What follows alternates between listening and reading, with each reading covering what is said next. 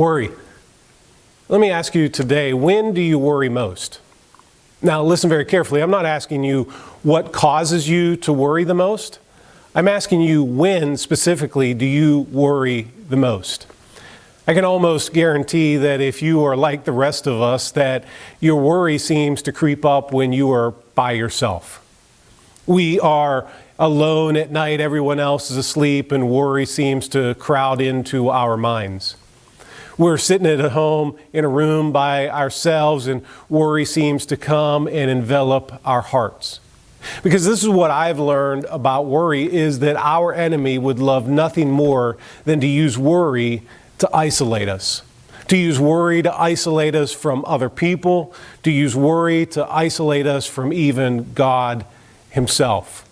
Because the lie that worry tells us is that no one else understands, no one else is going through what we're going through, no one else can control the future in our lives, and so it causes us to worry. In Proverbs chapter 12, verse 25, the writer of Proverbs addresses this specifically and writes these words: "Anxiety in the heart of a man weighs it down, but a good word makes it glad." He said anxiety in a man weighs it down. That word that he uses there is other places translated to cause someone to mourn. And so he says anxiety is like that weight in our heart that causes our heart to drop to the lowest parts of our chest. But then he said, on the other hand, a kind word, a good word makes it glad. A good word cheers it up. What the writer of Proverbs is implicitly saying is that you and I need to be in community to deal with our worry, because this is what I have learned, is that my worry weakens when I am in community. I heard a story about a lady who was driving somewhere on an Alaskan highway, and she had hundreds and hundreds of miles to go. And she was worried.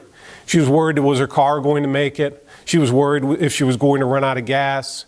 She was worried that if she would get tired while she was driving the car. And so she pulled over at a diner, and she was there and she was drinking her coffee. And just then two big burly truck drivers walked in, and they came over and started talking to her, and her worry started to increase even more. And they asked her where she was going, and she explained the highway she was traveling and how far she had to go. And the truck drivers looked at her and said, "Well, we're going to hug you." Her worry just skyrocketed at that point. And they said, no, you don't understand what we mean. We're going in the same direction. What we'll do is we'll put one truck in front of you, one truck behind you, and we'll travel down the highway like that.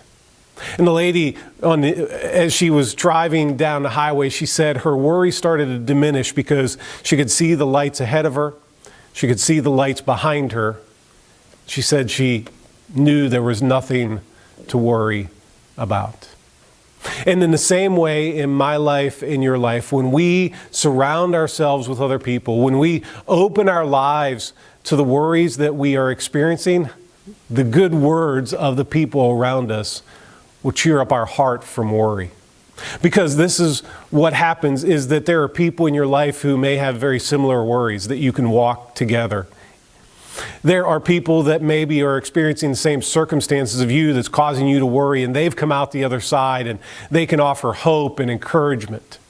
And so I want to encourage you today that when worry starts to bubble up in your heart, that you would reach out to other people and find yourself in community.